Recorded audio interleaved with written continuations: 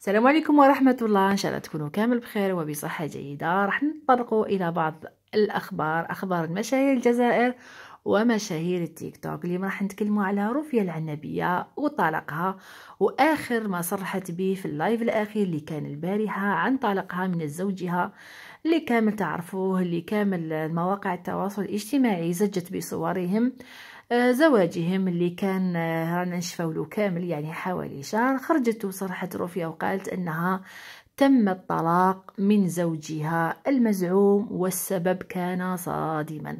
خرجت روفيا العنبية في تصريح وقالت انه تم الطلاق من زوجها لمشاكل 1 2 3. اهم المشاكل اللي قالتهم وكررتهم وتكلمت عليهم بحسرة انه زوجها كان ماشي خدام، ماشي صدام، وقالت انه كان دائما كيطلبها في 20 اورو باش يشيل الباكي تاعو تاع الدخان.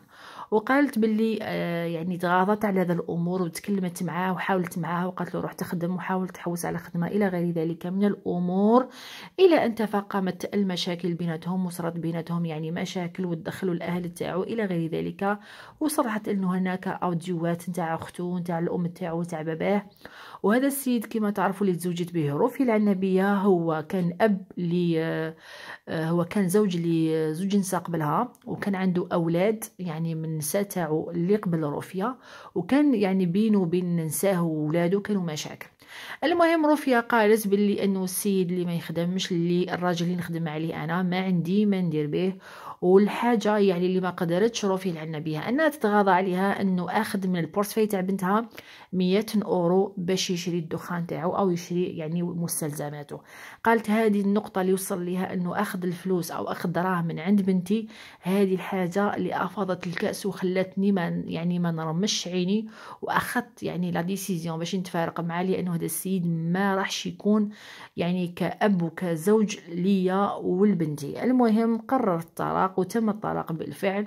وقالت له باللي رمى عليها يعني لفظ الطلاق كما قالت هي، وقالت انا له لا يعيشني ويخليني باش نخدم على راجل، وانا امراه نحتاج راجل هو اللي يحتويني ويخدم عليا. وقالت باللي ولا حبيت نخدم على الام تاعي وبنتي وعلى خاوتي، ولا عندي دراهم يعني زايدين نروح نتصدق بهم على الفقراء والمساكين وما نصرفهمش على راجل. خرجت روفيا العنبية بحرقة وبكاء وكانت متأثرة، وقالت انها مشات للحمام وغسلت وبكات وانها صلات ودعات، وقالت باللي يعني كانت تجربة فاشلة، ويعني المهم انها خرجت من هذه التجربة يعني بسلام، ما ضرت لا هي للبنت تاعها. وقالت كل امرأة يمكن تتعرض الى موقف كما هكذا. وكامل المشاهير اللي في التيك توك كما تعرفوا بيكا كارولين الجزائرية كامل تعاطفوا معها وقالوا بلي هذه تجربة من التجارب والمهم انها تخطت هذه الحاجة يعني بسلام وبدون مشاكل.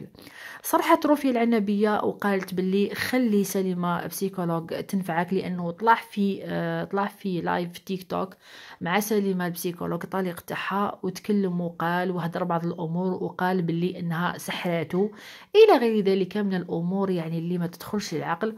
وقالت كيفاش انا نسحر راجل، على وش ولا هذا باش نسحرو انايا. المهم عطال بطال يعني قبلت به، ولكن هو ما خرج راجل من الاخر.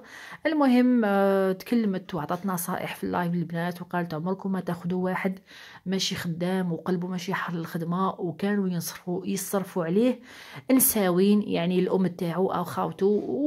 وشرحت وقالت بلي انه الراجل اللي ما يكونش كابابل ويكون قلبه حار على الخدمه ما يصلح لا يكون زوج لا حتى باش يكون اب. المهم هذه اخر الاخبار اللي كانت في لي ريزو سوسيو البارح يعني، والتفاعل كان بزاف على اللايف نتاع روفيا العنبية. كاين اللي تعاطفوا وكاين اللي انتقدوها وقالوا تسرعتي في خطوة الزواج وخطوة الطلاق. المهم هي صرحت وقالت بلي هذه الخطوة ما رانيش ندم عليها ومازالني صغيرة ومازال الحياة قدامي، ولما نحب نخدم نتعب على بنتي وما نتعبش على ولد الناس اللي يعيش على ظهري قباحي. المهم وصلنا الى نهايه الفيديو. اذا عجبكم الفيديو، اذا ما عجبكم اعطونا ارائكم وتصريحاتكم اسفل الفيديو. اسكو كانت موافقه في طلاقها ام انها تسرعت. المهم حبيت نقول لكم هذا وجه في اخر الاخبار نتاع المشاهير تيك توك، اخبار تهمك او لا تهمك.